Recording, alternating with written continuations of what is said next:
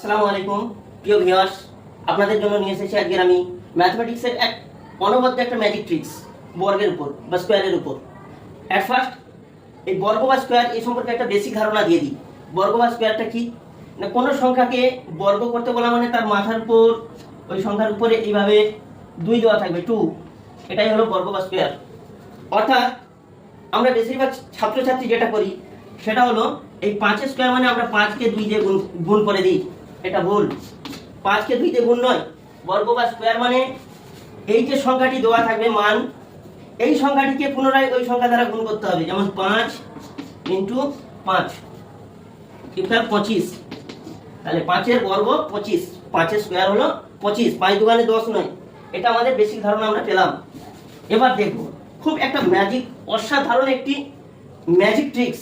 এই ধরনের যত বড় বড় সংখ্যা আসুক, যে সমস্ত সংখ্যার এককের ঘরের অঙ্ক 5 থাকবে, যেমন 5, 15, 25, 35, 45, 55, 65, 75, 85, 95 এইরকম ধরনের, যাদের এককের ঘরের অঙ্ক 5, দশকের ঘরের অঙ্ক আলাদা, এককের ঘরের অঙ্ক 5 থাকতেই হবে।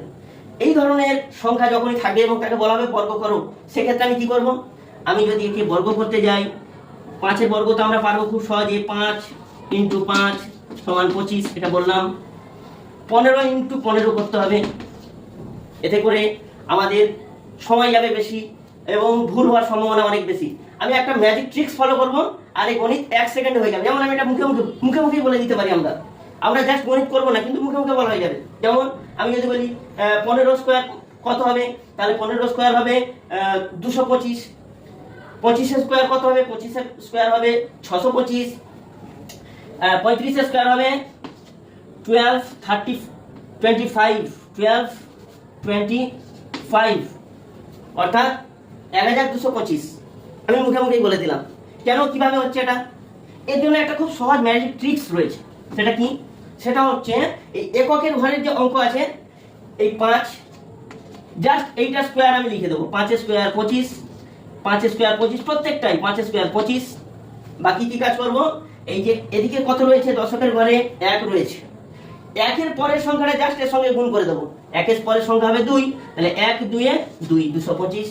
2 এর পরের সংখ্যা 3, জাস্ট এর সঙ্গে গুণ করে দাও। 2 3 এ 6, 625। 3 এর পরের সংখ্যা 4, 4 কে 3 এর সঙ্গে গুণ করে দাও। 4 3 এ 12, 1225। একেবারে সহজ, ইজি। এইভাবে আমরা ম্যাজিক ট্রিক্স ফলো করে খুব সহজে আমরা বর্গ বা স্কয়ারের গণিত খুবই সহজে করতে পারি। আপনাদের জন্য আমার একটা থাকলো গণিত, আপনারা অবশ্যই কমেন্ট করে উত্তর জানাবেন। 45 স্কয়ার কত হবে?